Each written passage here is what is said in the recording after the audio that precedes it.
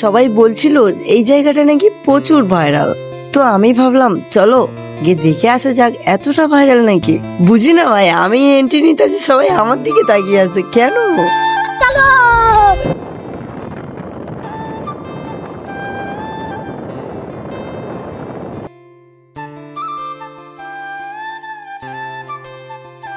রাস্তাটা কিন্তু দারুণ ছিল, কিছু কিছু সময় গন্তব্যের চেয়ে রাস্তাটাই বেশি সুন্দর লাগে।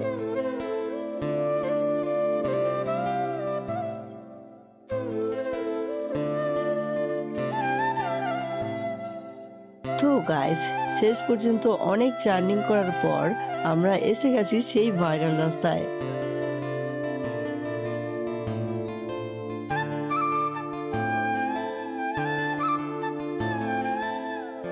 माहिष्मती के होने वाले सम्राट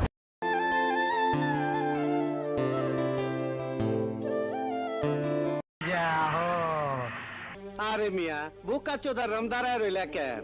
সালাম দাও, সালামি নাও। আমার আসল পরিচয় পাইলে তুই খারায় মুইতা দিবি, বহনের টাইম পাবি না। এই জায়গাটার বিষয়ে অনেক শুনেছিলাম, কিন্তু এসে দেখলাম শান্ত পরিবেশ, আমরা যেমনটা ভেবেছিলাম ঠিক তেমন না।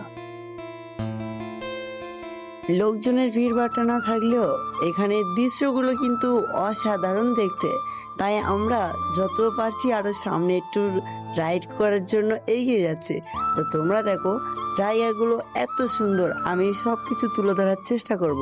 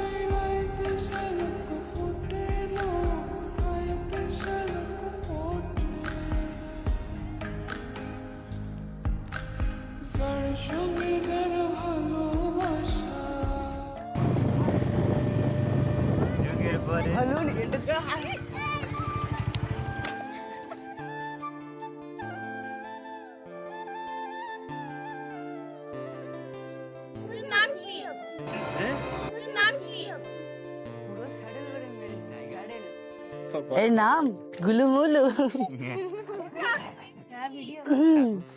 কাকু এইসব ভালো লাগে না। কাটুস কুটুস, এর নাম গুলুমুলু কাটুস কুটুস। এই ঘটনাটা হওয়ার পর আমি ওদেরকে কিছুই বলিনি, কারণ ভাই ওরা মেয়ে, ভাই ওদের সাথে কথা বলতে ইন্টারেস্ট লাগে না। মেয়েটা বারবার পায়রাটার নাম জিজ্ঞেস করতেছিল, আমি কিছু বলছিলাম না। তারপর যাই হোক একটা যাই হোক বলে দিলাম। তারপর ভাবলাম যেহেতু বেরিয়েই পড়েছি, ফেরিঘাটের ব্রিজ থেকে ঘুরে আসা যাক। তো আমরা সেখানে পৌঁছাতে পৌঁছাতে সন্ধ্যা হয়ে গেছিল। সন্ধ্যার সময় ব্রিজের পরিবেশটা সত্যি খুব শান্ত ছিল।